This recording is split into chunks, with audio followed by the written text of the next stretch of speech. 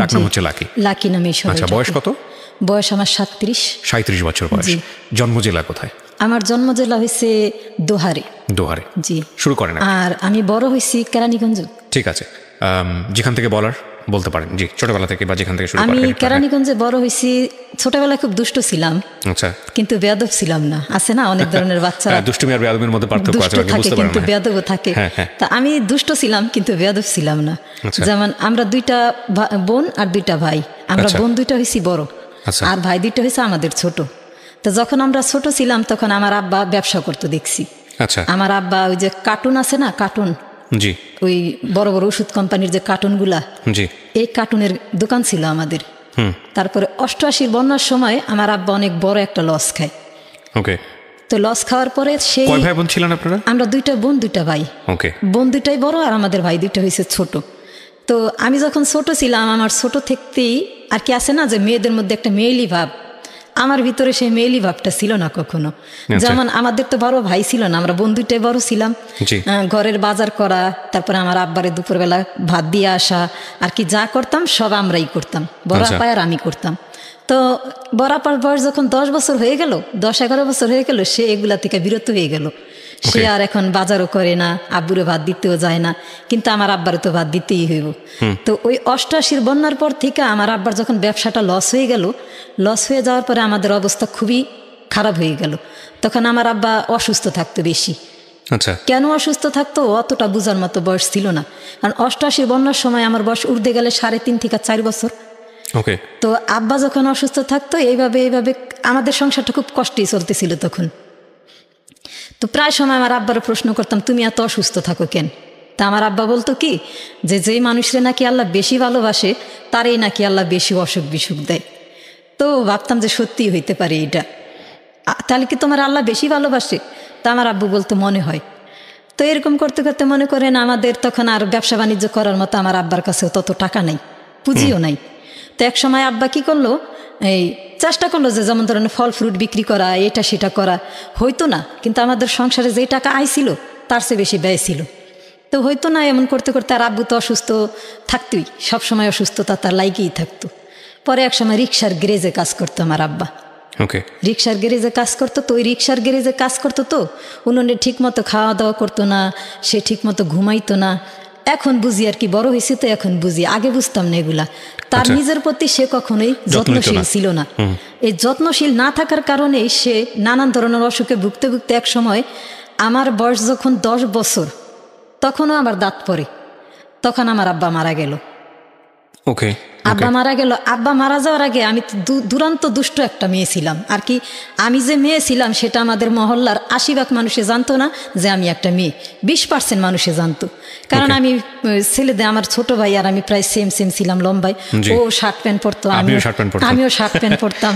তারপর এক সময় দেখা গেছে মারামারি আমি করতাম আর আমার ভাইরে সবাই দোষ দিত। আইসা আমাদের বাড়িতে বিচার দিত আমার আব্বার কাছে, আপনি এত ভালো একটা মানুষ অথচ আপনার ছেলেটা কত দুষ্ট, দেখেন কি করছে ভাই। এই যে আমাদের মহল্লায় গিয়ে আমাদের ছেলেদের সাথে ঘুরডুরাইতে গিয়ে, ক্রিকেট খেলতে গিয়ে মারামারি করে আসে, এগুলা কিন্তু ঠিক না। শুধু বলি না আপনার জন্য, আপনার দিকে তাকাইলে মায়া হয়, আপনি একটা ভালো মানুষ, এ কারণে আপনার ছেলেটারে কিছু বলি না। তো আর কি আমার কথা কি, যে আমরা আমাদের মহল্লায় আমরা ক্রিকেট খেলি, আর এক মহল্লার বাচ্চারা আসলে যাতে জিতা যাইতে না পারে, ওরা যদি জিততো তাহলে পিটাইতাম, আর যদি আমরা জিততাম তাই হইহুল্লাহ। আবার আমরা গুড্ডি উড়াইতাম আমাদের এলাকার ছাদে বসা, ওদের গুড্ডি আমরা কাটতেছি তাতে কোনো সমস্যা নেই, কিন্তু আমাদের গুড্ডি যদি ওরা কাটছে তাহলে ওদের এলাকায় গিয়ে ওদের পিটাইতাম। তো বিচার দিত আমার আব্বার কাছে, আপনার মেয়ে এই ছেলে এরকম দুষ্টামি করে।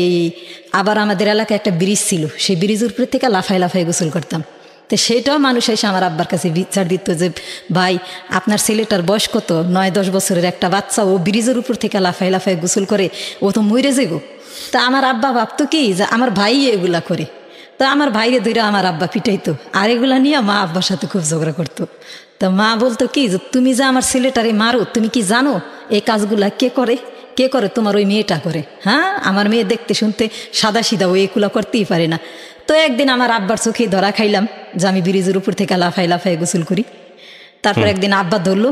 তা আমরা যে বাড়িতে থাকতাম সেই বাড়ির রুমটা ছিল দোতলা। আচ্ছা, দোতলা ছিল। তা আব্বু যে আমারে দেখছে সেটা আমি অনুমান করতে পারছি যে আব্বু আমারে দেখছে যে আমি ব্রিজের উপর থেকে লাফ দিয়ে গোসল করি। এটা আগে মানুষের কাছে শুনছে, সে বিশ্বাস করতে পারে না, আমার মেয়ে এমন করতেই পারে না।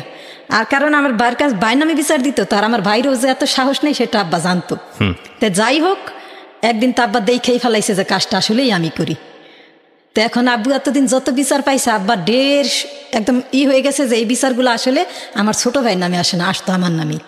এই যে উমুকের গুড্ডি কাইটা দিছে দেখা মায়ের দিছে, ক্রিকেট খেলতে গিয়ে মায়ের দিছে, খালি গোসল করতে গিয়ে উমুকের চুবাইছে, আর কি যত প্রকার বিচার আছে এগুলো আসলে আমার ছোট ভাইয়ের নামে আসতো না, যা আসতো সব আমার নামে।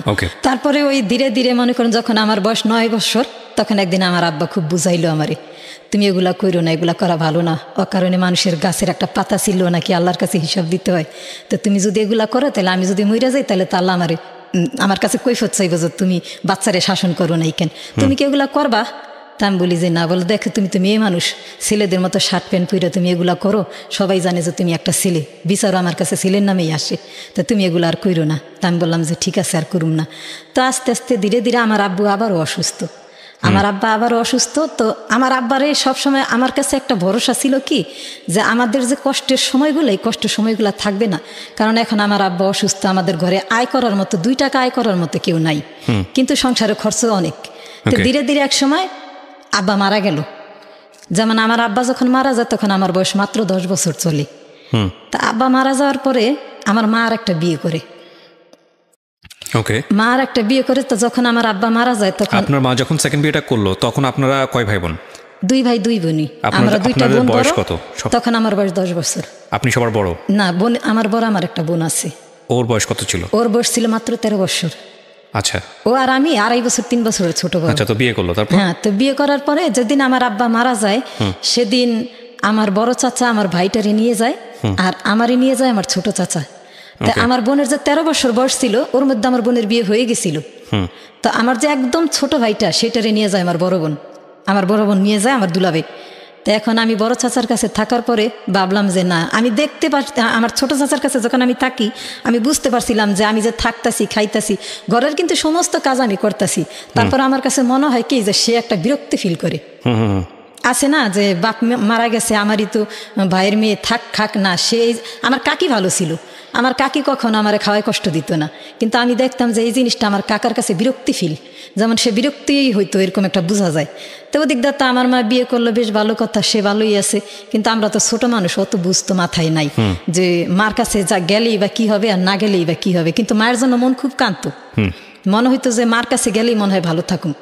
তারপরে এক সময় ছোট কাকার কাছ থেকে মার কাছে জায়গা, আর আমার যে ছোট ভাইটার আমার বড় কাকা নিয়ে গেছিল, ওইও আমার মার কাছে চলে আসে, কারণ ওইখানে ছিল চাকরি হিসাবে। যেমন আমার এক চাচার হোটেল ছিল, ওই হোটেলের পানি টানতো, ওই স্কুলে যাইতো না, আর আমারও স্কুলে যাওয়া হয় না। আর আমি কিন্তু একমাত্র ছোট চাচার কাছে গেছিলাম যাতে আমার লেখাপড়াটা হয়, কিন্তু আমি তার কাছে থাকছি ঠিকই, ঘরের কাজ সব করছি, কাপড় ধোয়া, ঘর মোছা, বাজার করা, যা আছে ইত্যাদি সব করছি। তো তার কাছে আমি 4 মাস ছিলাম, আমার একজোড়া জুতা ছিল না, সে 4 মাসেও আমার একজোড়া জুতা কিনা দেয়নি। তখন 20 টাকা 15 টাকা হইলে একজোড়া জুতা কিনতে পাওয়া যায়, কিন্তু ওই যে স্যান্ডেল যে বলে, কিন্তু সে আমারে দেয়নি। তো আমি বুঝতে পারছিলাম যে 4 মাস ধরে সে আমার একজোড়া স্যান্ডেল কিনা দেয় নাই, তো সে ভবিষ্যতে আমার জন্য আর কি করব। তখন তো 10 বছর বয়স, মাথায় বুদ্ধি বা কতটুকু। তো মা যাইতে যায় আমাদের জন্য কান্দাকাটি করতে, এক সময় মা নিতে আইলো, আমিও চলে গেলাম। আমার মাও বুঝতে পারছিল যে বাচ্চাগুলারে বোধহয় এইভাবে রাখা ঠিক হইব না, আমার কাছে নিয়ে যাই। তা আমার ছোট ভাইরে আমার মা আগেই নিয়ে গেছে। আমার ছোট ভাইটা ছিল তখন 4 বছর বয়স, আমি 10 বছর, আর আমার যে ভাই আমার পিঠে যেটা, সেটা ছিল 8 বছর।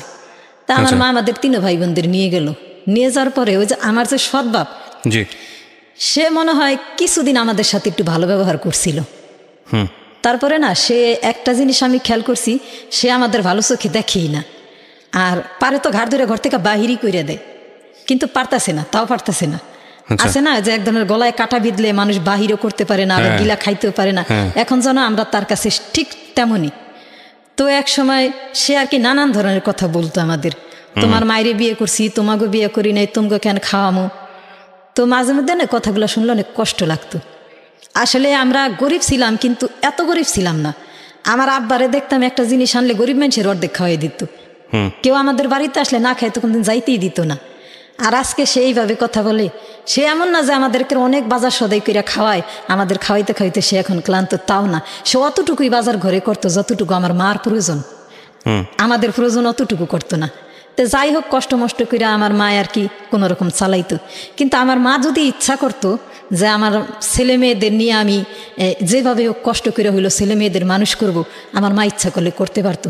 কিন্তু আমার মা তা করেনি। আমার মা একটা বিয়ে করলো, আর আমার মায়ের বিয়ের কারণে আমরা কোথাও কোনো দিন কারোর কাছে মুখ পাইনি।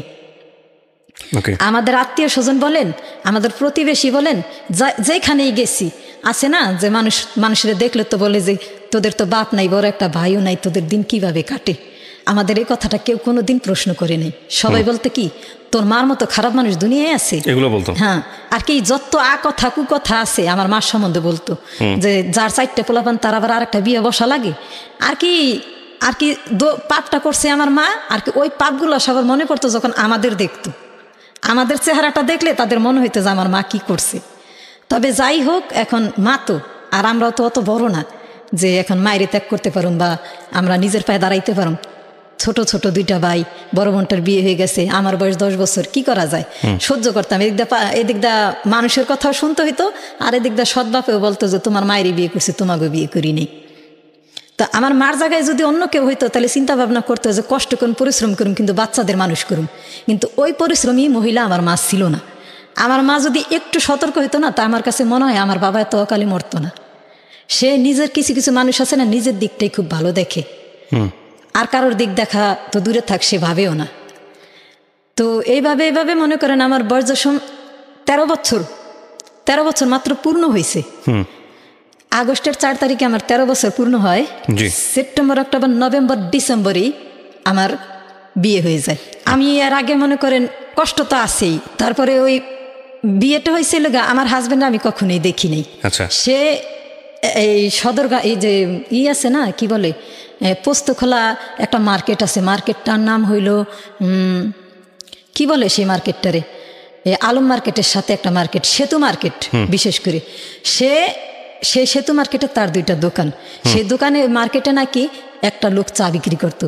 সেই লোকটারে বলছে যে তোমার চা বিক্রি করতে হইব না, তোমার আমি একটা দোকান দিয়ে দিব, তবে একটা কাজ করতে হইব। কি কাজ করতে হইব? কাজ করতে হইব এই যে তুমি আমারে সুন্দর একটা মেয়ে দেখাও, আমি একটা সুন্দর একটা মেয়ে বিয়ে করতে চাই। তখন বলছিল যে ভাই আপনি তো অনেক পয়সালা মানুষ।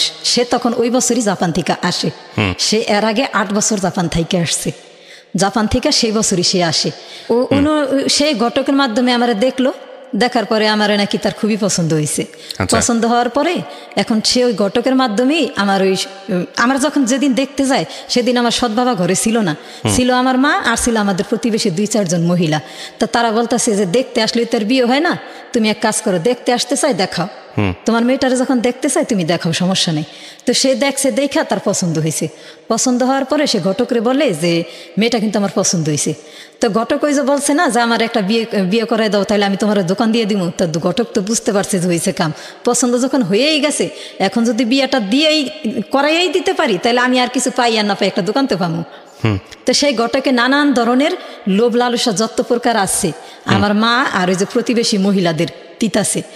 ছেলে জাপান থেকে আসছে, এইটা সেটা, ছেলেদের টাকা পয়সার অভাব নাই, সদরঘাট দোকান আছে, সেতু মার্কেটে দোকান আছে, হ্যাঁ, বিভিন্নভাবেই করার পরে তো সেদিন সন্ধ্যার সময় আর কি আমার যে সৎবাপ সে আসলো। সে আসার পরে বলে কি, সে শুনলো, শোনার পরে সে বলে যে ঠিক আছে আমি আগে একটু যাচাই করে নিই। তো সে যাচাই করে দেখলো যে সেতু মার্কেটে আসলেই তার দোকান আছে, তার নিজস্ব কেনা দোকান। তো শোনার পরে সে আর কি এখন জানি না তার সাথে আমার হাজবেন্ডের সাথে কি কথা হয়েছিল, আমি কিছুই জানি না। আর সে আইসা, আমার মা প্রথম রাজিই ছিল না যে আমার বিয়ে দিব, বলে যে না 8 বছর ছেলে জাপান থেকে এসে, নিশ্চয়ই ছেলের বয়স বেশি, আর আমার মেয়ে কি দেখতে শুনতে কম, আমি চাইলে তো আমার মেয়ের ভালো একটা জায়গায় বিয়ে দিতে পারি। কিন্তু আমার ওই সৎবাপে আইসা যে আমার হাজবেন্ডের সাথে কি কথা বলছিল আমি জানি না। তারপরে এক সময় সে আমার সৎবাপে আমার মায়েরও খুব সুন্দরভাবে পটায় ফেলাইলো, এমন সুন্দরভাবে পটাইলো যে পটানোর পরে আমার মা একদম আর কি গইলা গেছে। তারপর এক শুক্রবারে দেখতে আসলো, ফিরা শুক্রবারের মধ্যে বিয়ে শেষ, বিয়ে হয়ে গেল। কত বছর বয়স তখন আপনার? তখন আমার বয়স মাত্র 13.5 বছর। 13.5 বছর বয়সে আপনার বিয়ে হলো? হ্যাঁ জি। তো বিয়েটা হয়ে গেল, হওয়ার পরে এখন আমারে নিয়ে গেল একটা ভাড়া বাড়িতে নিল। নেওয়ার পরে কিছুদিন ডিসেম্বরে বিয়ে হয়েছে। ডিসেম্বরে বিয়ে হওয়ার পরে আছে না যে মানুষের বিবাহিত জীবনটাই থাকে একটু অন্যরকম। যদিও তার সাথে আমার বয়সের একটা অনেক বড় ডিফারেন্স ছিল। এক তো আমি তারে কখনো চোখেই দেখি নাই, আর দ্বিতীয়ত তার বয়স ছিল তখন 28 কি 29 বছর, আর আমার বয়স মাত্র 13.5 বছর। মানে আপনার চেয়ে ডাবল। আমার বয়স তখন মাত্র 13.5 বছর। তো ওনারে দেখলে একটা ভয় জিনিস কাজ করতো আমার ভিতরে। একটা মানুষের দেখলে যে একটা মানুষের স্বাভাবিক মনে হইতো না, তারে দেখলে আমার ভয় লাগতো। এমন ভয় লাগতো যে আমার শরীর ঘাইমে ভিজা যেত। তারপর সেই জিনিসটা বুঝতে পারতো তো এইভাবে করতে মনে করেন আছে না যে আমার একটা বড় লোকের কাছে বিয়ে দিছে, আমার সংসারে কোনো কিছুর অভাব থাকবো না, খাওয়ায় দাওয়ায় সব দিক দিয়ে আমি পরিপূর্ণ থাকুম না, ওই ফেসটাই আমি দেখি না। এমনও দিন যায় সে ঘরে থাকে না, সেই কারণে ঘরে বাজারও করে না। মাত্র বিয়ের বয়স 13 দিন সে আমারে বলে যে আমি আসতেছি রাত্রে, আমি আইসা জানি একটা টোকা দিলেই তুমি দরজাটা খোলো। এইভাবে করতে করতে 2 মাস গেল। 3 মাসের সময় সে আমার একদিন হঠাৎ করে বলে যে এটা তাদের বাড়িতে জানাজানি হয়ে গেছে যে সে বিয়ে করছে। তাদের বাড়িতে জানাজানি হয়ে গেছে। জানাজানি হওয়ার পরে তার উপরে খুব বড় একটা প্রেশার আসলো, কারণ সে আগেই জাপান থাকতে একটা বিয়ে করছিল না। এটা তো আর আপনি জানেন না?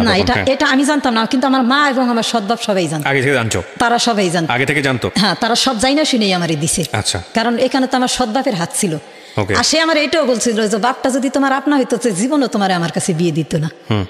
তো মনে করেন, তো উনি আমারে বলতেছে যে আমি এখন মানুষের কাছে না শুনি মানুষ কানাকানি করে এটা এইভাবে। তা আমার উদ্দেশ্য কি মানুষ কানাকানি করে আমি এগুলো শুনুন কেন? আমি ডাইরেক্ট তারে জিজ্ঞাসা করি আসলে এই কতটুকু সত্য ঘটনা। তা আমি তার একদিন প্রশ্ন করলাম, আচ্ছা আপনি কি জাপান থাকতে বিয়ে করছিলেন? বলে যে হ্যাঁ আমি বিয়ে করছিলাম। কেন বিয়ে করছিলেন? বলে আমি যে মালিকের কাজ করতাম মালিক আমার খুব পছন্দ করতো, আমি কাজে খুব এক্সপার্ট ছিলাম, মালিক আমার পছন্দ করতো। তো মালিকে বলছিল যে তুই দেশে বিয়ে কর, তারপর তোর বউ নিয়ে আয়, এখানে আমি তোরে সেটেল করে দিই, তুই এখানে সেটেল হয়ে যা, জাপানি সেটেল হয়ে যা। তারপরে বিয়ে করছি, দেশে আসছি। দেশে আইসা আমার আর মনে হয় নাই যে আমি আর এই বউ নিয়ে সংসার কিরা খাই। কেন? আমিও কালো, আমার বউটাও কালো। আমিও কালো, আমার বউও কালো, আমার পোলাপানও হইব কালো। তার এইটার কি তার ধারণা। তারপরে যাই হোক বনাবনি হয় না। 1 জানুয়ারিতে সে আসছে, ফিরা ডিসেম্বরে আমার বিয়ে করছে। বিয়ে হয়ে গেছে, বেশ ভালো কথা। এখন ওনার যখন সবকিছু চাপাচাপি শুরু হয়ে গেল তাদের বাড়ি থেকে, তখন সে আর কি দিশা পাইতেছে না কি করব। এখন দিশা পাইতেছে না। আমার 5 লাখ টাকার কাবিন দিয়ে বিয়ে করছে, স্বর্ণ গয়না যতটুকু তার সামর্থ্য ছিল আমার ততটা দিয়েই করছে, সবকিছু দিয়েই করছে। তো এই কথাগুলো তো জানতো আমার সৎবাপ, আর আমার হাজবেন্ড যে বিবাহিত এটা তো আমার সৎবাপ এবং আমার মায় দুজনই জানতো। আমার কাছে এটা খুলা বাবা কেউই বলে নাই। আর আমিও ততক্ষণ বয়স কি আমার, আমি তো ততক্ষণ বুঝিও না যে আসলে কি হইতেছে আমার সাথে।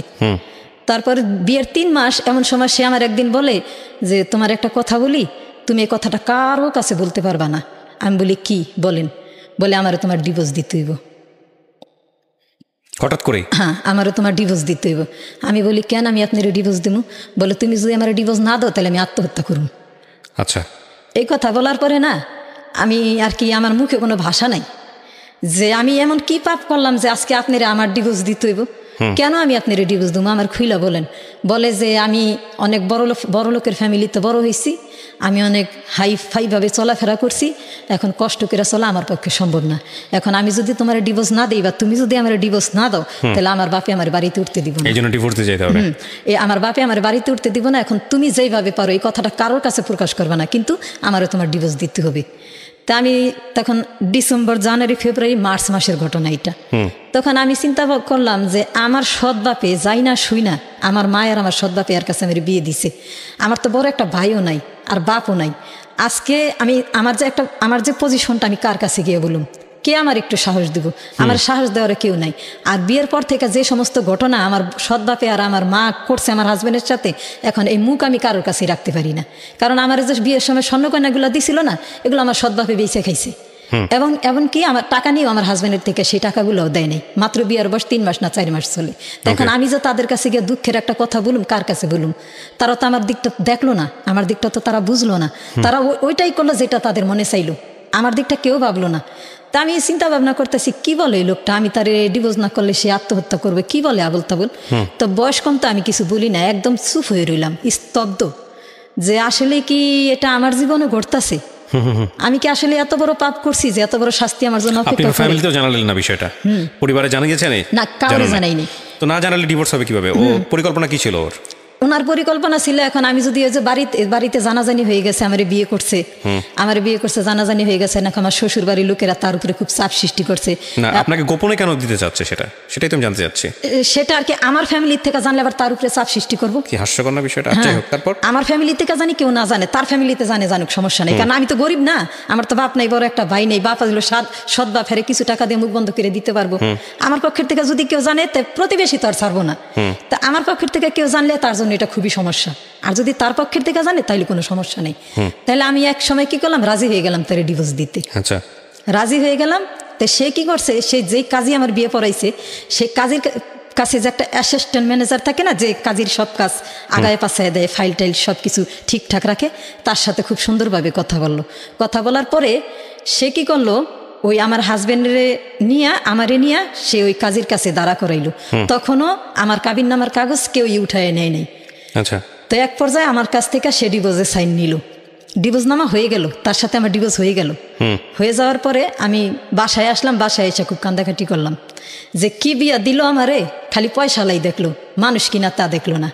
তারপর যাই হোক, এখন ওই ডিভোর্স সাইন করার কিছুদিন আগে থেকে না আমি একটু অসুস্থতি বোধ করি, যেমন মনে হয় কি যে আমি সুস্থ না, আমার ঘুম আসে না, ঘুমাইলে তারপর কিছু খাইতে পারি না। আবার প্ল্যান কি ছিল, আপনি ডিভোর্স দিয়ে কোথায় যাবেন? যেদিকে দুই চোখ যায়। পরিবারে কাউকে জানাবেন না? না, যদি বাঁচতে পারতাম তাহলে বাঁচতাম, আর যদি না বাঁচতে পারতাম তাহলে সুসাইড করতাম। তা আপনি পরিবারের কাউকে না জানিয়ে ডিভোর্স দিচ্ছেন কেন? কারণ আপনার তো এই বিয়েতে কোনো হাত ছিল না, পরিবারকে জানানো উচিত না? না, তাদের কি জানামো, আমার বিয়ে হয়েছে তার কিছুদিন পরে আমার হাজবেন্ড যে স্বর্ণগয়নাগুলা দিছে, এগুলা নিয়েও আমার সৎবাপে বিক্রি করে খাইছে। আমার সৎবাপে আর আমার মা মিলা। কয়দিন পরে ডিভোর্সের কথা হচ্ছে? 3 থেকে 4 মাস। আল্লাহ। তো যাই হোক, এখন আমার মা বাপের কাছে গিয়ে এবার দুঃখ বইলা কি লাভ, তারা যদি আমার দুঃখটা বুঝতো তাহলে আমার বিয়ের পর দেয় আমার স্বর্ণের জিনিসগুলো বেচা তারা খাইতো না, আমার হাজবেন্ডের কাছ থেকে টাকা হলাত করে নিয়ে তারা খাইতো না। এখন তারা অন্যায় করছে, আমার হাজবেন্ড আমার ঘরে বাজারও দেয় না, আর 100 টাকা দিয়েও বলে না যে তুমি কিছু আই না খাইও। এমনও দিন গেছে, আমি একটা মেয়ে মানুষ, আমি একটা নতুন বউ, অথচ আমার ঘরে বাজার নাই, আমি দিনের পর দিন না খাই থাকি। তো এইভাবে মানুষের দিন কাটে। তা আমি ভাবলাম যে আমার তো কোনো দিকই নাই, কোনো কুলি নাই, বিয়া দেয়া দিছে, বিয়া নামের একটা কলঙ্ক মাথায়, তার মধ্যে আবার এরা করছে আমার সাথে এই অফিসার, এখন আবার স্বামীও করতেছে আর এক অফিসার। তা আমি যে জানাবো, কারে জানাবো? আমার তো এমন একটা গার্ডিয়ান নাই যে স্ট্রং ভাবে আমার পাশে এসে দাঁড়াইব। তারপর যাই হোক, আমার কাছে ডিভোর্স চাইলে আমি দিয়ে দিলাম। অফিসে গেলাম তার সাথে, কাজী অফিসে। তাই কাজী যখন আমার বিয়ে পড়াইছিল তখন তো কাজী আমার দেখছিল না, যখন আমার কাজী দেখলো, যেদিন আমি ডিভোর্স নামায় সাইন করি, সেদিন আমার কাজী দেখা কাজীর মাথা যেন আসমান ভেঙে পড়ছে। বলে, এত সুন্দর একটা মেয়ে, তুমি এই মেয়েটারে বিয়েও করলা, আবার তুমি এই মেয়েটার সাথে এডিও করতেছো, এটা কিন্তু ঠিক না। বলে যে কাবিন নামায় সাইন করতে, এই ডিভোর্স নামায় সাইন করতেছো, সমস্যা নাই, আমি ওরা ফালাই দিন না। তো যে আমি তো এর আগের থেকে অসুস্থ, খাওয়া দাওয়া তেমন একটা করতে পারি না, কেমন জানি ভাল লাগে না, আমার কাছে এতটুকু মনে হয় যে আমি সুস্থ না। তারপর যাই হোক, তারে আমি ডিভোর্স নামায় সাইন দিয়ে দিলাম, নিয়ে এটা আমার শ্বশুর বাড়ি মানুষের খুব দেখায় সে ওইখানে নিরাপদ হইল যে আমার সাথে তার এখন কোনো সম্পর্ক নাই, আমি নির্দাবিতে তারে ডিভোর্স দিয়ে দিছি। তো এইভাবে আরো 3 মাস পার হয়ে গেল, আমি ওই আমার ঘরেই আসি, সেও আসে যায়, সব সম্পর্কে তার সাথে আমার চলতেছে। তো এক সময় আমাদের বাড়ি এলি যে, আমি তার কাছে ব্যাপারটা খুইলা বললাম, বলার পরে সে বলে যে এটা কোনো ডিভোর্স হইলো, এটা কেমন ডিভোর্স? তোমার কাছ থেকে ডিভোর্স নামে সাইনও নিল, তুমি সাইনও দিলা, আবার সম্পর্ক সে স্বামী স্ত্রীর মতো আগের মতোই বজায় আছে। সে যদি 3 মাস তোমার কাছ থেকে বিরত থাকতো তাইলে হয়তো এটা ডিভোর্স গণ্য হইতো। এটা কিসের ডিভোর্স, কিসের তালাকনামা? তুমি কিছু না বলতে পারো, সমস্যা নেই, তুমি আমারে বলো, আমি তোমার পক্ষে প্রতিবাদ করুম। তা আমি বললাম যে না, প্রতিবাদ করে কোনো লাভ নেই, আমি দেখি শেষ করে গিয়ে দাঁড়ায়। তারপরে সে আমার ব্যাপারটা বুঝতে পেরে সে নিজেও খুব দুঃখ প্রকাশ করলো। তারপরে আমি তারে বলছি যে খালাম্মা, আজকে যদি আমার নিজের বাপ জীবিত থাকতো, হয়তো বা এই দিনগুলো আমার দেখতে হইতো না। আমি কারো দোষী না, আমার ভাগ্যের লিখন এটা। আমি যদি মনে করি যে আমি বাঁচতে পারুম, বাঁচার মতো একটা রাস্তা আমার আছে, তাহলে বাঁচুম, আর যদি না বাঁচতে পারি তাহলে আমার আর একটা রাস্তা আছে না, সুসাইড তো করতে পারুম। তখন সে আমার বলে যে না, তুমি সুসাইড করবা কেন, অন্যায় তোমার সাথে হয়েছে, তুমি তো করো নাই। তারপর যাই হোক 3 মাস আমি আরো অসুস্থ, ওই ডিভোর্সের আগ থেকে যে আমি অসুস্থ। এক সময় আমার মা খবর দিল, আমার হাজবেন্ড খবর দিয়ে বলে যে আপনার মেয়ের যে শরীরের অবস্থা, হয়তো আপনি এখানে এসে ওর কাছে কিছুদিন থাকেন, আর নাহলে ওরে আপনার কাছে কিছুদিনের জন্য নিয়ে রাখেন। তা রাখার, এখন আমার মা বলে যে না, এখানে তো আমার থাকা সম্ভব না, আমার ছোট 2টা ছেলে আছে, আবার আমার সৎবাপও আছে, সৎবাপ কি দিব, আমার মায়ের আমার কাছে থাকতে দিব না। তো মা কি করলো, আমার সাথে করে নিয়ে গেল। নিয়ে যাওয়ার পর এখন আমার মা, আমার চেহারা দেখে আর কি কেউ আর কি আমার চিনে না, আমার কাছে লাগে আমি সবার কাছে অচেনা হয়ে গেছি, কারণ আমি খাওয়া দাওয়া করতে পারি না, ঠিকমতো ঘুমাইতে পারি না, অসুস্থ বোধ করি সব কিছুতেই, কিচ্ছু খাইতে পারি না, পানিও খাইতে পারি না। তো সবাই আমার এই অবস্থা দেখে কি কেমন জানি কানাকানি করে যে এত সুন্দর মেয়েটারে বিয়ে দিল, মেয়েটার দিকে তাকাইলে তো মনেই হয় না যে ও এত সুন্দর ছিল।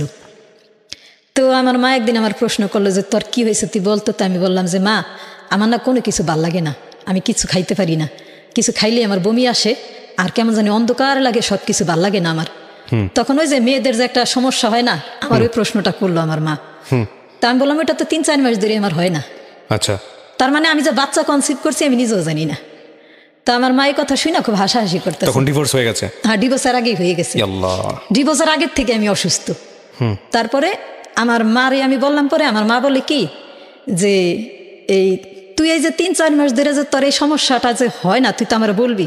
আমি বলি এগুলো তো বিয়ের পরে হয় না। বলে কে বলছে তোর এগুলো বিয়ের পরে হয় না? আমি বলি যে আমার তো হয় নাই। বলে আরে বলদ রে, আমি এই বলদ ওখানে ভাত খাওয়াই বড় করছি। তারপরে এক কথায় দুই কথায় সবার কানাকানি হাসাহাসিতে বুঝতে পারলাম যে আমি কনসিভ করছি আমার বাচ্চা পেটে। তো এই কথা শোনার পরে না এখন আমার কাছে লাগে কি যে আমি একটা অন্যরকম জগতে গেলাম গা। কারণ এক তো সৎভাবে করলো অবিচার, দ্বিতীয় স্বামীও যতটুকু অবিচার করার করলো। এখন আমি তো ইচ্ছা করলে আর এক জায়গায় যাইতে পারি না। এতদিন তো মনের মধ্যে একটা স্বপ্ন ছিল যে 2 চোখ যেদিকে যায় আমি জামুকা, এখন তো দেখা যায় যে ওইটাও আমি পারতেছি না। আচ্ছা তাই আমি করুম কি করা যায়? তারপর আমি মায়ের বললাম কি যে তুমি এক কাজ করো, আমার বাড়িতে দিয়ে আসো, আমি এখানে থাকুম না। বলে কেন? আমার ভালো লাগতেছে না, তুমি একটু আমার একটু দিয়ে আসো। তো মা বলে যে ঠিক আছে চল তোরে দিয়ে আসি। তা আমি চলে আসলাম। আসার পরে বাড়ি এলে আমাদের বাড়ি এলে দেখা হাসতেছে আর বলতেছে কি তুমি না বললা যে 1 সপ্তাহ থাকবা? আমি বলি যে খালাম আমার ওইখানেও ভালো লাগে না। তারপর বাড়ি এলে গিয়ে আমার মায়ের বলে কি যে এরকম তোমার আপনাদের তো নতুন মেহমান আসবো। আচ্ছা। তো আমার হাজবেন্ড শুনলো, শোনার পরে সে একজন ভাড়া করে আনছে আর কি, যে বলে যে বাচ্চার দরকার নেই, বাচ্চাটা ফালাই দাও। আচ্ছা, বাচ্চাটা ফালাই দাও। অলরেডি 3 মাস পার হয়ে গেছে, আর তারে আমি ডিভোর্সও করছি 3 মাস। ঠিক আছে, 3 মাস গিয়ে 4 মাস চলতেছে বর্তমানে আমি যে প্রেগনেন্ট। তা আমার বলে যে বাচ্চাটা ফালাই দাও। তো আবার আরেকজন ভাড়া করে নিয়ে আসছে মহিলা মানুষ আর কি, যত প্রকার ইমোশনাল আছে সে আমার করতেছে। তা আমি বলি যে দেখেন আমি এই বাচ্চাটা তো কোনো দোষ করে নাই, ও পৃথিবীতে আসার আগে কেন ওরে মারা হইব? যদি ভুল কইরা থাকে তাহলে আমার মা বাপে করছে, যদি ভুল কইরা থাকে তাহলে আপনার ভাই করছে, আমার বাচ্চাটা কিচ্ছু করে নাই। বলে যে না বাচ্চা দিয়ে তুমি কি করবে? আমি বলি যে যদি দরকার হয় আমি ভিক্ষা করে খাম, তাও তুই বাচ্চা ফালাম না, কোনো হক নাই এই বাচ্চাটারে হত্যা করার আমার। আপনারা কই পান এই সমস্ত কথাবার্তা? না এই বাচ্চা আমি ফালাম না। যদি আল্লাহ আমার, কত মানুষ একটা বাচ্চার লেগে কত কান্দাকাটি করতেছে, হয় না? আর আমার আল্লাহ দিছে আমি ফালাই দিব? না না না, দেখি দিই আল্লাহ কি রাখছে আমার কপালে। তারপরে বলে যে তোমার যে ওর সাথে ডিভোর্স হয়েছে এটা কি তোমার মা বাপে জানে? আমি বলি যে না, কেউই জানে না। তারপরে এই ব্যাপারটা আমি আমাদের বাড়ি যখন জানাজানি হইলো, তার আমি সবাই না করছিলাম যে কেউ যেন আমার ফ্যামিলিরে না বলে যে কি হয়েছে আমার সাথে। তারপর আমাদের বাড়িলি বলে কি তোমার শরীরের অবস্থা কতদিন ধরে খারাপ? তা আমি বলি 4 মাস। বলে তুমি ডিভোর্স দিছো কয় মাস? আমি বলি 3 মাস। 3 মাস চলে। তো বলে যে তোমার যদি আবার ডিভোর্সের কথা উল্লেখ করে তাহলে তুমি বইলো যে এই ডিভোর্স হয় নাই, প্রেগনেন্ট অবস্থায় কখনো ডিভোর্স হয় না। সে যদি কখনো তোমার এই ব্যাপারটা নিয়ে ব্ল্যাকমেইল করে তাহলে তুমি তার প্রতিবাদ করবা। এখন তুমি সত্যি করে বলো তো তুমি কি করবা? তুমি কি সত্যি বাচ্চাটা ফালাই দিবা? আমি বলি না, আমার আল্লাহ দিছে, আমি ফালানো কেন? আল্লাহ কত মানুষ কান্তাছে তারে দেয় না, আর আমি না চাইতে যখন আল্লাহ আমারে দিছে নিশ্চয়ই আমার ভালোর জন্য দিছে। তারপরে আমার হাজবেন্ড কি করলো, আমার বাচ্চাটা যখন আমার পেটে, তখন ওই ডিভোর্সের সূত্র ধরে সে আমার সাথে সমস্ত সম্পর্কগুলো ছিন্ন করে দিল। আচ্ছা, এখন আমি আমার সৎ মার কাছে আর সৎ বাপের কাছেই আছি, কারণ ওই যে ভুল তাদেরও আছে। আমার বিয়ের মধ্যে যে স্বর্ণের জিনিসগুলো দিছে তারা বিক্রি করে খাইছে, তারপরে যে আমার হাজবেন্ডের কাছ থেকে টাকাগুলো আনছে সেগুলো আইনা খাইছে, ভুল তারাও করছে। আর আমি যে দিক দিয়ে ডিভোর্স দিছি এই সুযোগটা আমার হাজবেন্ড কামে লাগাইতে চাইতেছে। এখন এগুলো তো আমার পরিবার জানে না। তো একে একে করতে করতে কষ্ট করছি। মনে করেন যেখানে একটা মহিলা মানুষ বাচ্চা পেটে থাকলে 1 মুঠো খাবার বেশি খায়, সেখানে আমি দিনের পর দিন না খাইয়ে রয়েছি। এমনও দিন গেছে যে পেটের খিদায় ঘুমাই নেই। ইচ্ছা করলে আমার সৎভাবে বাজার করতে পারতো, কিন্তু করে নাই। সে বাজার এই কারণে করে নাই, সে বাজার করলে যদি আমি খাই, দুঃখজনক। হ্যাঁ, আমি ওই বাচ্চা পেটেটা থাকা অবস্থায় আমি না খাই রয়েছি। আর আমার হাজবেন্ড সমস্ত সম্পর্ক আমার সাথে ছিন্ন করে রাখছি। এখন আমি যদি তারে কিছু বলতে যাই, সে বলে যে আমার সাথে তার ডিভোর্স হয়ে গেছে বা তার সাথে আমার কোনো সম্পর্ক নাই, যদি বাইসা থাকি দেখা হইব। এখন আমি যদি কিছু করি তারে বাইরে থেকে বাইর করে দিব। সে আর কি যত রকম ভয় ভীতি আছে এগুলাই আমারে দেখাইতেছে। আর আমার হয়ে যে কে প্রতিবাদ করবোটা কে করব? আর আমার সদ্বাপ এগুলো দেখে খুব মজা পেইতেছে।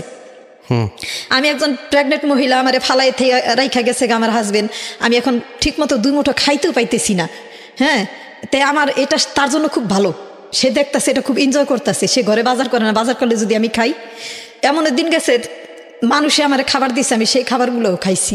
খিদায় মনে হইতো কি যে আমার যদি কেউ দুগা পানি ভাতও দেয় তবুও মনে আমি খুব খুশিতে খাইতাম। একটা মানুষ কতক্ষণ না খেয়ে থাকতে পারে, কিন্তু আমি দিনের পর দিন না খেয়ে রয়েছি। তারপর যাই হোক, আমার বাচ্চাটা হয়েছে। বাচ্চাটা হওয়ার আগে ডাক্তাররা বলে যে আপনি যে একা একা চেক আপ করতে আসেন, আপনার সাথে কেউ আসে না। ওই যে স্বাস্থ্যকেন্দ্র আছে না, 10 টাকা দিলেই চেক আপ করা যায়। আমি তার ভালো একটা ডাক্তার দেখাইতে পারি নাই, খাবারের টাকা নেই যার কাছে, সে ডাক্তার দেখাই কিভাবে? তো 10 টাকা দিয়া স্বাস্থ্যকেন্দ্রে গিয়ে না শুধু ওই একটু ডাক্তার দেখালে তারা কি করতো, আমার প্রেশারটা কতটুকু আছে, আমার ওজন কতটুকু আছে, শুধু এতটুকুই দেখতো। দেখে দেখে আমার এক সময় বলে কি যে আপনি শুধু একা একা আসেন কেন, আপনার সাথে কেউ আসে না? আমি বলি যে আমার কেউ নাই। বলে আপনার হাজবেন্ড কি করে? আমি বলি যে কিছুই করে না, আমি জানি না সে কি করে। আপনি কার কাছে থাকেন? মায়ের কাছে থাকে। আপনি একা আইসেন না, আপনার একটা ফ্যামিলি নিয়ে আসেন না, আপনার ফ্যামিলির সাথে একটু গুরুত্বপূর্ণ কথা আছে। তারপরে একদিন ডাক্তার দেখে যে আমি কেউ নিয়ে যাই না, প্রতি মাসে একবার যাই, 10 টাকা চেক আপ করাই। পরে ডাক্তার কি করলো, সে আমার নিজেই বললো যে আপনার কিন্তু ডেলিভারি নর্মাল কখনোই সম্ভব না। আমি বলি কেন? বলে আপনি খুব কমজোর, আপনার লো প্রেশার, শরীরে রক্ত শূন্যতা আছে, আর আপনার বয়স কম, আর বাচ্চা হইলে পেটে বেশি বড় হয়ে গেছে। এই ডেলিভারি কোনোদিনই নর্মাল সম্ভব না, সিজার করতে হবে। হ্যাঁ, সিজার করতে হবে। তখন আমি না রাস্তা বইরা হাঁটি আর কান্দি যে আমি না খেয়ে থাকতে থাকতে গেছি ক্লান্ত হয়ে, তা আমার পেটে বাচ্চা তো বড় হয় কিভাবে?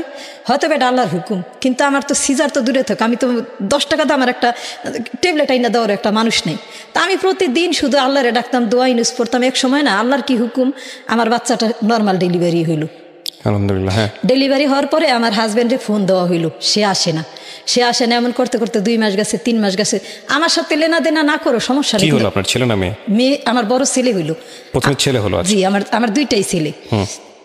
তো আমার ছেলেটা হওয়ার পরে সে আসে না, কোনো যোগাযোগ রাখে না। এখন আমরা তো ভাড়াইটা বাড়িতে থাকি না, মানুষ অনেক কানাকানি করে, কি বলে যে মেয়েটাও দেখতে শুনতে ভালোই, মাশাআল্লাহ চাঁদের মতো একটা বাচ্চা আল্লাহ দিছে। তো বাপ কিভাবে পারে তার নিজের বাচ্চাটার এইভাবে দেখতে না? আইসা তোমার হাজবেন্ড আসলে কই আছে বলো তো? এমনও মানুষ আছে, কেউ কেউ আমার চরিত্র নিয়ে কথা বলে, কেউ কেউ বলে যে বাচ্চার নাকি বাপই নেই। আচ্ছা, হ্যাঁ, যখন এই কথাগুলো কানে আসলো না, তখন আর সহ্য হইল না যে আজকে দোষ করছে আমার মা বাপে, শাস্তি দিছো আমারে। বাচ্চার কি দোষ? বাচ্চাটার কি দোষ? আজকে আমার এত সুন্দর নিষ্পাপ একটা বাচ্চা, মানুষ চরিত্র নিয়ে কথা উঠায়। আসলে তো আমার বাচ্চাটারও চরিত্র খারাপ না, আমারও খারাপ না, আমার বাচ্চার ভাগ্য এত খারাপ না যত খারাপ আমি মনে করি। তারপরে তারে আমি যেইভাবে হোক তারে আমি ধরলাম, ধরে বলছি যে দেখো আমি চাই না তোমার এই নিয়ে আমি মামলা মোকদ্দমা কোনো বিচার সালিশিতে দাঁড়াই, তুমি আসো, আইসা আমার বাচ্চাটারে শুধু দেখো, আর কিছু লাগবে না। তারপরে সে আসলো, আইসা বাচ্চাটারে দেখলো, দেখার পরে সে বলে যে মাশাল্লাহ, আমার পুরা গোষ্ঠী তো সবাই কালো, কিন্তু আমার বাচ্চাটা দেখো মাশাল্লাহ কত সুন্দর, চাঁদের মতো। আমার বাচ্চাটারে দেখলে কেউ বলবে এটা আমার বাচ্চা? তারপরে এখন আসা যাওয়া করে। তো এক সময় আমি তারে বললাম যে তুমি আসা যাওয়া করো, এখানে তো তুমি কিছু খরচ দাও, তার চেয়ে বলে আসো আমরা একটা ঘরই নিই, এখানে আর থাকুম না। কারণ আমার সৎ বাপ সবার কাছে বলে মাইয়া পালি, নাতি পালি, এগুলা বলে। হ্যাঁ, এতদিন মাইয়া পালছে, এখন নাতিও পালি। তা তুমি এক কাজ করো, তুমি একটা ঘর নাও, আমরা একটা ঘর নিই, আমরা ঘর নিয়ে এখান থেকে আলাদা হয়ে যাই, আল্লাহ যা খাওয়ায় তাই খামো। তো সে তো কোনো কাজকর্ম কখনোই করতো না, তার ওই জুয়া খেলার নেশা, সে জাপান থাকতেই ছিল, এখনও সে জুয়াই খেলে, এখনও সে নেশাই করে। তো মানুষ আছে না, পরিবর্তন হইতে কতক্ষণ লাগে? তা আমার একটা আশা ছিল সে একদিন পরিবর্তন হবে। সে জুয়া খেলে নেশা করে, তারপরে কিছুদিন পরে আমার আর একটা ছেলে হইলো, আমার 2 বছর, সেই 2 বছর পর জি আমার 2টা ছেলে এখন বর্তমানে। তো আমার ছেলে 2টা হইলো, তা আমি ভাবতাম যে সে একদিন ভালো হয়ে যাবে, মানুষ ভালো হইতে কয়দিন লাগে। তো তারে না অনেক বুঝাইতাম, দেখো আমাদের কিসের দুঃখ, তুমি কাজ না করো সমস্যা নেই, তোমার বাপে যেইভাবে সংসার করছো, বাপের কাছ থেকে আনো, মার কাছ থেকে আনো, বোনের কাছ থেকে আনো, সবার কাছ থেকে আনো, কিন্তু আইনা তো তুমি সংসারে ভাঙো না, সব টাকা জুয়াই উড়াই দিয়ে আসো। এই যে তুমি এত টাকা পয়সা কামাই নিয়ে বাংলাদেশে আসছো, কি করছো? সব টাকা জুয়ায় ফিনিশ করছো। তার চেয়ে বলে একটা কাজ করি, তুমি এই জুয়া ছাইরা দাও, আর আমিও কিছু করি, তুমিও কিছু করো। ওই আগে যে সে বিবাহ করছিল, সেই সংসারটা আমার শ্বশুরেই টানে, কারণ সে বলছিল আমার শাশুড়ির আপন বোনের মেয়ে। আচ্ছা, তো তারে তো তারা হাতে দিয়ে আনছে, এখন তাদের দেখশন তো তারাই করব। এখন আমারও তো সে পছন্দ করে বিয়ে করছে, এখন আমার দেখশন তো আর তারা করবো না। তারপরে মনে করেন বলতো কি যে আর কি জুয়া যে কোনো মুহূর্তে হোক, যেভাবেই হোক, তার টাকা চাই আর তার জুয়া খেলতেই হইব।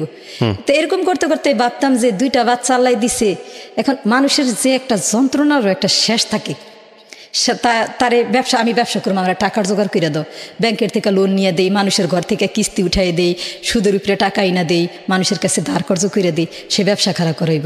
এমন কি করে, সে ব্যবসা তো খাড়া করাই না, দিন বেরো ঘুমায়, রাত বেরো জুয়া খেলে। এদিক দা বাড়িওয়ালারে ভাড়া দিতে পারি না, বাড়িওয়ালা অপমান করে। সুদখোর কাছ থেকে টাকা আনছি, তাগো টাকা দিতে পারি না, তারাও অপমান করে। মানুষের কাছ থেকে ধার কর্জ করে টাকা আনছি, দিতে পারি না, তারাও অপমান করে। আর কি যখন তোমার ছিল তখন তুমি জুয়া খেলছো, নেশা করছো, যা খুশি তা করছো, এখন তো আমাকে কিচ্ছু নাই। বলেন, এখন তো আমাদের কিচ্ছু নেই, এখন তো থামো। মানুষ এক সময় ভালো হয় না?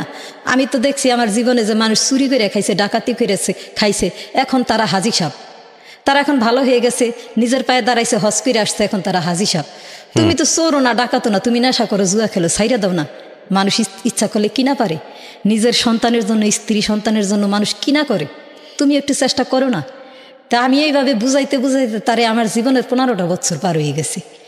এমন কোনো বুঝ নাই আমি তারে না বুঝাইছি, আর এমন কোনো চেষ্টা নাই আমি না করছি। কিন্তু না, আগে যখন নিজের টাকা ছিল তা তো বরবাদ করছে, এখন সে সুদি কইরা টাকাই না জুয়া খেলে, সুদি কইরা টাকাই না নেশা খায়। এখন মানুষ রাত পাইলে আল্লাহর নাম মুখে নেয়, আর আমি উঠটা রাত পাইলে দরজা খুলে দেখি পাওনাদার দুয়ারে খাড়া।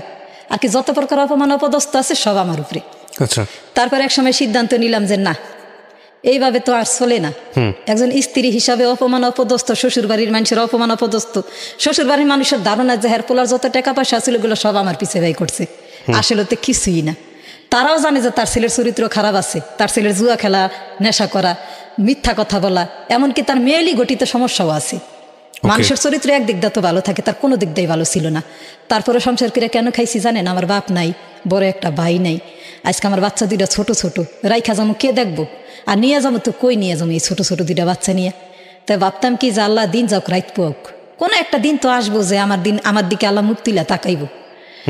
তো এগুলো ভাবতে ভাবতে দেখি যে না, এখন এতদিন মানুষ আমারও অপমান করছে, এখন আমার বাচ্চাদের অপমান করে। এই তোর বাপে তো খারাপ করে, তোর বাপে বেটা জুয়া খেলে, নেশা করে, মানুষের টাকা হলাত করে টাকা দেয় না, জায়গায় জায়গায় গাঞ্জা খাই, ওখান থেকে রিপোর্ট আসে। হ্যাঁ, কি করবো, কি বলুম, আমাদের এলাকায় ব্যান মারা যে যদি কেউ নেশা খায় এবং বিক্রি করে তারে ডাইরেক্ট মাইরে ফেলাইবা। সেই জায়গায় গিয়ে সে গাঞ্জা খায়া আবার জিজ্ঞাসা করলে মানুষ কে আপনি, বলে আমি মুখের হাসবেন। তারপর সন্দেহ হইতে না হইতে বিচারায় পড়ছে বাড়িতে। এখন হয়তো নিয়ে তারে পিটাইবা, নয়তো জরিমানা দাও। তারপর আমি না, দেখো তোমার নিয়ে আমি 15 বছর সংসার করে আমার মান সম্মান ইজ্জত সব গেছে, তোমার কাছে এখন এমন একটা পজিশনে তুমি আইছো যে জুয়া খেলার যে নেশা করে তার কাছে ঘরের স্ত্রী সন্তানের মান সম্মানের ইজ্জতেরও কোনো নাই, কোনো ভিউ নাই। বাচ্চা দুইটা নিয়ে আলাদা হইলাম, যে এতদিন তো আমি দেখছি এখানে আর নিয়ে সংসার করতে গেলে বাচ্চা দুইটা লেখাপড়া হইতেছে না। আমি কি সুদি দিমু নাকি ঋণ পরিশোধ করুম, না বাচ্চাদের লেখাপড়া করুম, না সংসার করুম, কি করুম, করতে তৈবে কিছু একটা। তারপর কইলাম যে ভাই, তোর রাস্তায় তুই থাক আর আমার রাস্তায় আমি। ঘরের ফার্নিচার টার্নিচার শুদ্ধ বেচ্চা নেশা খাইছে, জুয়া খেলছে, কিচ্ছু নাই আর। তারপর বাচ্চা দুইটার আলাদা হইয়া, বাচ্চা দুইটারে নিয়ে আমি পাশের বাড়িতে একটা রুম নিলাম। পাশের বাড়িতে একটা রুম নিয়া তারপরে গিয়ে একটা ক্লিনিকে চাকরিতে লাগলাম।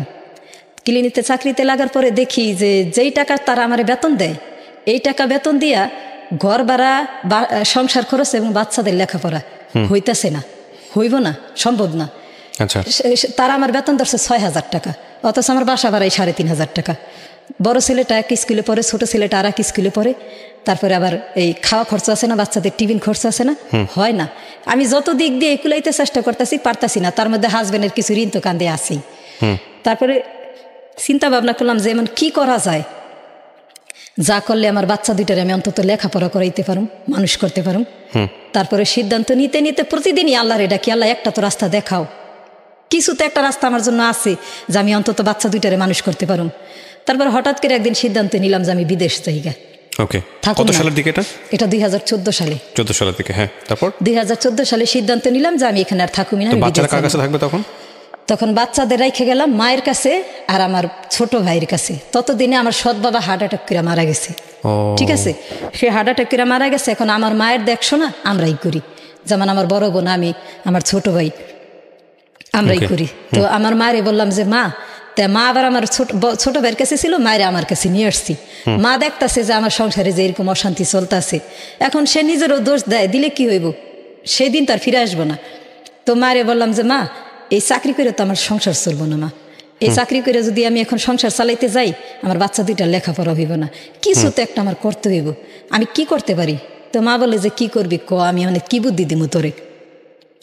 তারপরে হঠাৎ করে সিদ্ধান্ত নিলাম আমি বিদেশ গেলে কেমন হয়।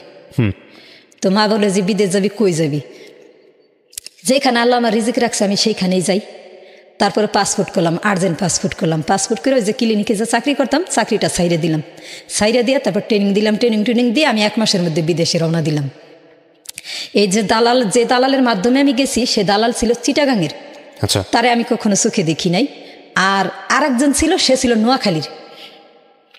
যে নোয়াখালীর ছিল সে জানতো যে আমি কই যাবো, যে চিটাগাংয়ের ছিল সে জানতো না যে আমি কই যাবো, আমার কই নেওয়া হইতেছে, কি হইব আমার সাথে। তো যাই হোক, তাদের সাথে আমি ফোনের মাধ্যমে যোগাযোগ করে এক পর্যায়ে আমি রওনা দিলাম 2015 সালের এপ্রিল মাসে। 2015 সালের এপ্রিল মাসে রওনা দিলাম। তো মনে করেন তখন এপ্রিল সালের 8 তারিখে, 2015 সালের এপ্রিল মাসের 8 তারিখে সকাল 6টা বাজে আমি ঘর থেকে বাইর হয়ে গেলাম। 11টার ফ্লাইট ছিল। এমনভাবে বাইর হইলাম যাতে আমারে কেউ না দেখে। আমি যে বিদেশ যাইতেছি এটা শুধুমাত্র আমার বাচ্চা 2টা জানে, আমার মা জানে, আর আমার ছোট ভাই জানে, আর কেউ জানে না। কারণ এটা যদি আর কেউ জানে তাহলে আমার হাজবেন্ডের কাছে বলবো। আমি যে তার কাছ থেকে আলাদা হয়েছি, এখন সে যদি শুনে যে আমি দেশের বাইরে যাইতেছি, সেও আমারে খাইতে দিব না, আর আমি যে কিছু কইরা খামো সেই রাস্তাও সে রাখবো না। এমনি তো দুঃখ কষ্ট বহুত করছি, এখন আর আমার করার ইচ্ছা নেই, কারণ আমার বাচ্চা 2টার ভবিষ্যৎ আছে। তারপর 2015 সালের সকাল এপ্রিল মাসে সকাল 6টা বাজে বাইরে হয়ে গেলাম। 11টার ফ্লাইট ছিল। তো ওইখানে যাই পৌঁছাইতে ওই দেশের 5:30। ওকে, ওই দেশের 5:30 বাজে আমি ওইখানে গিয়ে পৌঁছাইলাম। আমার এয়ারপোর্টে ঢোকা মাত্রই আমার কাছ থেকে পাসপোর্টটা নিয়ে নিল। আমি এয়ারপোর্ট থেকে বাইরে হওয়ার সাথে সাথেই দেখি 2 জন আরবি বসা। আমারে দেখা আর কি জিজ্ঞাসা করলো যে তুমি নাদিয়া? জি, আমি নাদিয়া।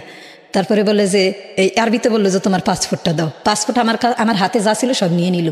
নিয়ে আমার একটা ট্যাক্সিতে বসাইলো, তাদের যে গাড়ি, তাদের যে ওই যে প্রাইভেট কার বলে না, সে কারে বসাইলো। বসানোর পরে আমারে প্রশ্ন করতেছে তুমি কি আরবি জানো? তা আমি বললাম যে না, আমি তো আরবি জানি না। তাহলে তুমি হিন্দি জানো? আমি বলি যে, যখন প্রশ্ন করলো যে তুমি আরবি জানো, তো আমি বললাম আরবিতে, হিন্দিতেই বলতেছে ইনতে আরবি মালুম। তো আমি বললাম যে আনা মাফি আরবি। উর্দু? তো আমি বললাম যে উর্দু শয়ে উর্দু, শয়ে মালুম। তো উনি বলতেছে তুমি ইদার জব আই থি, তুমি যখন এদিকে আইসো তুমি দালালরে কত টাকা দিছো? তা আমি বলি যে না, আমি তো দালালরে টাকা দিই নাই, আমি সব নিজের টাকাটা নিজে কইরা আসছি। আমার টিকিট আমি কাটছি, আমার পাসপোর্ট আমি করছি, ফিঙ্গারপ্রিন্ট, তারপরে মেন পাওয়ার যা যা করা লাগে এগুলো আমি সব কইরা আসছি। ও হিন্দিতে সে আমার প্রশ্ন করতেছে, আমি হিন্দিতে জবাব দিতেছি। তা আমার বলতেছে তুমি কি শাদীশুদা, মানে তুমি কি বিবাহিত? তা আমি বলি যে জি আমি বিবাহিত, আমার 2টা বাচ্চা আছে।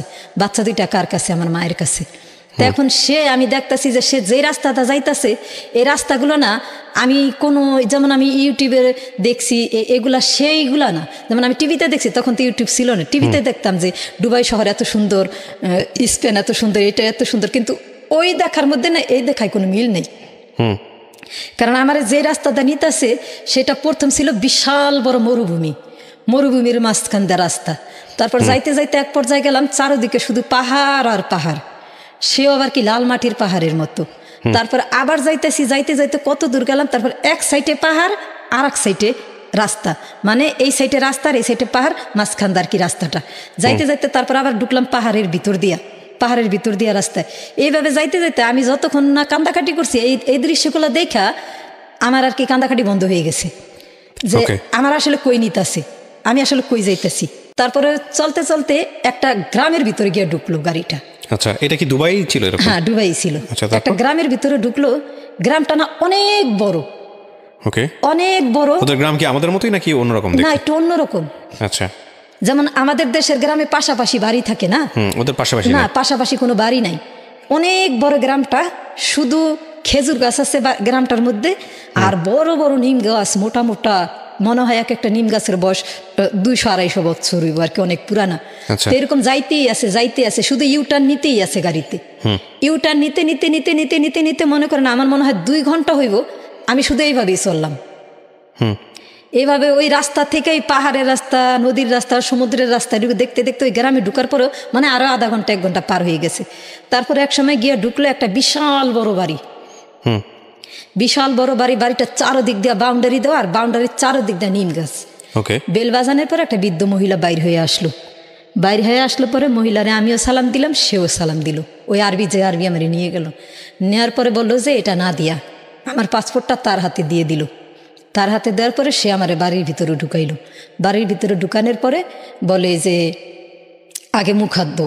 মুখ হাত দিলাম, মুখ হাত ধোনের পরে ফ্রেশ হওয়ার পরে আমার বলে যে তোমার ব্যাগে কি কি আছে এগুলো সব ঢালো। ডাইলা আমারে দেখাও, ইশারায় বলতেছি। তো ওই লোকটা যে আমার পাসপোর্টটা তার হাতে দিছে সে বলছে যে আমি আরবি জানি না, আমি উর্দু বুঝি, হিন্দি বা উর্দু বুঝি। সে আমারে হিন্দিতেই বলতাছে যে তুমি কি কি আনছে এগুলো আমারে দেখাও। তাইলে দেখাইলাম। দেখানোর পরে আমার ওই কাপড় চোপড়ের মধ্যে এতটুকু একটা ফোন বুক ছিল। ওই ফোন বুকটার মধ্যে সবার নাম্বার লেখা ছিল। আমার যত আপনার আত্মীয় স্বজন আছে, ভাই ব্রাদার, সবার নাম্বারগুলো আমি লেখা নিয়ে গেছি। তো নিয়ে যাওয়ার পরে সে আমার কাছ থেকে ফোন বুকটা নিয়ে নিল। ওকে, নিয়ে নিল আর আমার একটা এই রুম দেখাইলো, বলে যে এই রুমটায় তুমি থাকবা। তা আমি দেখলাম যে ওই রুমটা না দরজা মজবুত না। আমার যখন সে ঘুরে কারে দেখাইতেছে আমি দেখতেছি, দেখতে দেখতে এক পর্যায়ে দেখলাম যে রুমটার দরজা মজবুত না। কারণ আমি এখানে বিদেশ যাওয়ার আগে শুনছি তো যে আরবিরা বেশিরভাগই খারাপ হয়। হ্যাঁ, এখন দরজা যদি মজবুত হয় তবে আমি একটু সেফ থাকতে পারুম, আল্লাহ না করুক যদি এমন পরিস্থিতি আমার জীবনে ঘটে। তা আমি বললাম যে না এইটা, তা সে আমার দেখাইতে দেখাতে শেষ ফিনিশিং দেখাইলো একটা স্টোর রুম। বাড়িটার মধ্যে সর্বমোট 11টা রুম। 11টা রুমের মধ্যে একটা স্টোর রুমও আছে। তো সেই স্টোর রুমের দরজাটা আবার খুবই মজবুত। তা আমি বললাম কি যে মামা ওই রুমে না, আমি এই রুমে থাকুম। বলে যে এটা তো একটা স্টোর রুম। আমি বলি না সমস্যা নেই, আমি এইখানেই থাকুম। তবে আমি যখন গেছিলাম তখন খুব গরমের সিজন ছিল, প্রচণ্ড গরম ছিল। তো বলে যে তুই এখানে কিভাবে শুবি? আমি বলি না পারুম। তারপরে সে বুড়ি ছিল, বুড়ির 4টা ছেলে। 4টা ছেলের মধ্যে একটা ছেলে বিবাহ করছে, তো সে আলাদা হয়ে গেছে। যেমন সরকারি চাকরি করতো ফৌজিতে, ফৌজি বলে যেটারে, সে বউ ফুলাপা নিয়ে আলাদা থাকে। বুড়ির সাথে বুড়ির 3টা ছেলে থাকে, 3টাই অবিবাহিত। আর একটা মেয়ের ঘরের নাতি আর একটা ছেলের ঘরের নাতিন, এই 2টাও বুড়ির সাথে থাকে। তো যাই হোক, এখন আমি গেছি, যাওয়ার পরে আমি তার প্রশ্ন করতেছি যে এই গেছি, আমার সব কিছু দেখায় দিল, কিভাবে কাজ করুম সব কিছু বুঝাই দিল। সে দোকান থেকে ফোন করে আমার জন্য একটা ঘড়ি আনাইলো, ওই যে অ্যালার্ম ঘড়ি আইন আমার 4:30টার অ্যালার্ম লাগাই দিল। রাত 4:30 বাজে ঘুম থেকে উঠবা, উঠা ফজরের নামাজ পড়বা, তারপরে রাস্তাঘাট ঝাড়ু দিবা, কিভাবে কি করুম ওগুলা সে আমার বুঝাইতেছে। বুঝানোর পরে তো এখন আমি 4:30 বাজে উঠি, প্রতিদিন 4:30 বাজে উঠি। আজান হয়, আজানের সময় ফজরের নামাজ পড়ি, একটু আল্লাহ বিল্লাহ করি, দৌড়া দূরত পড়ি, একটু কোনো রকম ফর্সা হয় তখন আবার কাজ করতে বাইর হয়ে যাই। তো এইভাবে কাজ করি। কিন্তু একটা জিনিস খেয়াল করছি, তারা না আমার খাইতে দেয় না। আচ্ছা, না খাইতে দেয় না। তো আমি আর কি খাওয়া দাওয়ায় খুবই কষ্ট। একে তো আমি লো প্রেশারের মানুষ, আরও যদি খাইতে না দেয় তাহলে তো মানুষ সুস্থ থাকার কথা না। তাই আর আমরা তো ওই পজিশনে বড় হই না যে চুরি চামারি করে খাম, চুরি করে তো কোনদিন খাই নাই, খাইতেও তো পারি না। বুড়ি যখন বাইরে জায়গা তখন আমি দেখি যে খাওয়ার আসলে কি আছে। সে বাহিরে যাওয়ার আগেও কিচেনটারে তালা মেরে রেখে যায়। আর কি আমি যে কিছু খামো ওই রাস্তাও নাই। সে আমার ওই যে দুপুরে যেমন ধরেন আজকে তারা বাসায় থাকবো না, আজকে তারা বাহিরে খাইবো, তা আমি যে কি খামো ওই খবর নেই। তারা মনে করে যে আমাদের কিনা আনছে, আমরা কাজের লোক, আমাদের শুধু কাজ আর কাজ, আমরা আরামই বা করুন কেন, আর আমরা খাবারই বা খামু কেন, আমাকে খাবার আর আরাম করার কোনো দরকার না। তো এইভাবে করতে করতে 3-4 দিন 5 দিন গেছে গা। তো আমি একদিন তার হিন্দিতেই আর কি, সে যেমন হিন্দি বুঝে আমি তার হিন্দিতেই বলতেছি যে মামা আমি তোর একটা কথা বলি, যে আচ্ছা তোর আমার বেতন কত ধরছত? বলে জানান তোমার বেতন 3 মাস পরে ধরা হবে। কেন? আমরা এটা আমাদের এটা আমাদের নিয়ম। 3 মাস পরে আর কি তারা ফাইসলা করবে আমার বেতন কত। তা আমি বলছি যে মামা দেখ এইটা বলিস না, 3 মাস পরে দিলেও তো আমার বেতন দিবি। তো এক কাজ কর মামা, আমার প্রতি মাসে এই বেতনটা দিয়ে দে। আমার 2টা বাচ্চারাই খাইছি, আমার বাচ্চা 2টা লেখাপড়া করে, আমি যদি টাকা পয়সা না পাঠাই হয়তো বা মায়া করে কেউ দুগা খাইতে দিব, কিন্তু আমার বাচ্চা 2টারে তো লেখাপড়ার সুযোগ কেউ দিব না, লেখাপড়ার খরচ তো কেউ দিব না। তা আমারে দিলে প্রতি মাসের বেতনটাই প্রতি মাসে দিস। আর আমার বেতন কত দিবি? বলে তোমার বেতন এত টাকা দিন। তা আমি হিসাব করে দেখি বাংলাদেশের 10 থেকে 11,000 টাকা। তাহলে আমি বলি কি যে না, আমার তো দালালি বলছিল যে আমার বেতন হবে বাংলাদেশের 19 থেকে 20,000 টাকা।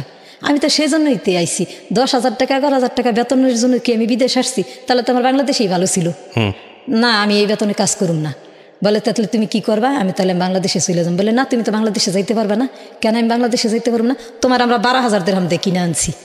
ওকে, হ্যাঁ। আমার এই কথা শোনার পরে না আমার মুখে আর কোনো শব্দ নাই। যে আমি বলি যে কি বলেন আপনি, আমার 12,000 দিরহাম দিয়ে কিনে আনছেন? বলে হ্যাঁ, তোমার আমরা 12,000 দিরহাম দিয়ে কিনে আনছি, এমনকি তোমার টিকিট হইতে শুরু করে তোমার পাসপোর্টের পয়সাটা পর্যন্ত আমরা দিছি। এই যে দেখো না, আমাদের এখানে যারা আসে তাদের আমরা কিনে নিয়ে আসি। ওখানে এই কথা বলার পরে না আমার মুখে আর কোনো ভাষা নাই। আর তার ব্যবহার দেখে আমার কাছে মনে হয়েছে যে এখন যদি আমি বেশি প্রতিবাদ করতে যাই হয়তো বা সে আমার গায়ে হাতও তুলতে পারে, কারণ আরবিরা হাউসমেটরে মারে, এটা রেকর্ড আগের থেকেই আছে।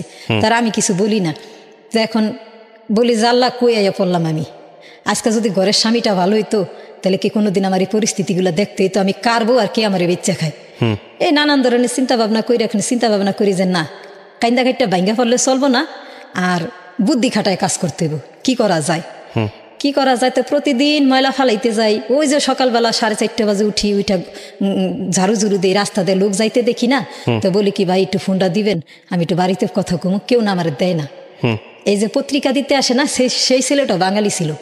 আমি বলি কি ভাই তোর ফোনটা একটু দিবি, বলে কেন? আমি বলি দেখ আমি আইসি, আমার একটু কারোর সাথে যোগাযোগও করতে দেয় না, আমার একটা ফোনও দেয় না, আমি বাইসা আছি না মরে গেছে, আমার ফ্যামিলি এটা জানে না। আর যেই বাচ্চাগো দুঃখে আমি দেশ ছেড়ে বিদেশ এসেছি, আমার বাচ্চা দুইটাই কেমন আছে তাও আমি জানি না, আমার একটু ফোন দে না ভাই, আমি একটু কথা বলি।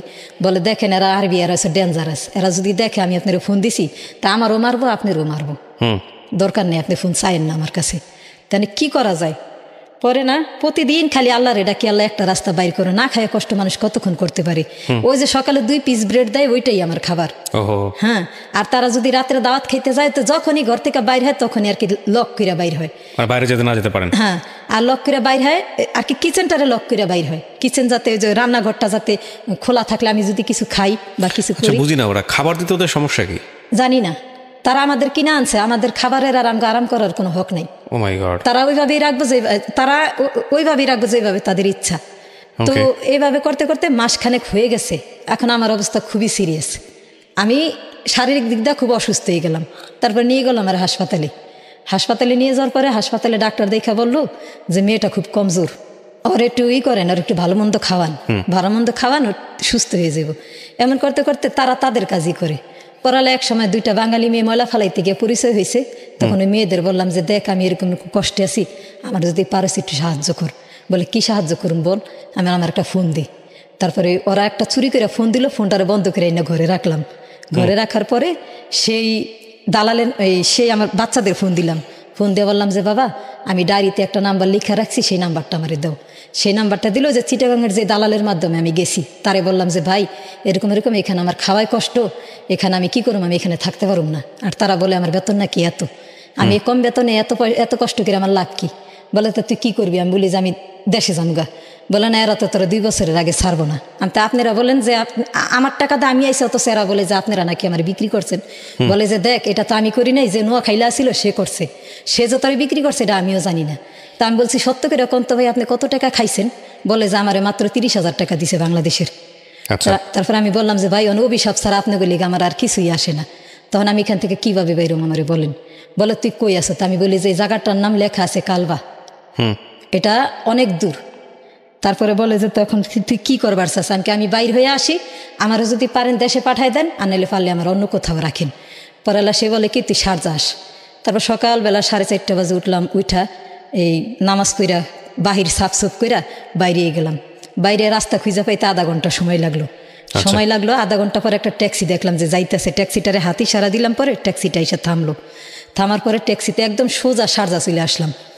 শারজা আইসা তারপরে এক বাঙালি আপারে ফোন দিতে বললো যে তুই আরে ফোন দিলে তোরে সাহায্য করবো। পরে এক আপারে ফোন দিলাম, পরে সে আপা আমারে করলো কি নিয়ে তার কাছে 12 দিন রাখলো, রাইখা একটা পাকিস্তানি ফ্যামিলিতে কাজে লাগাই দিল।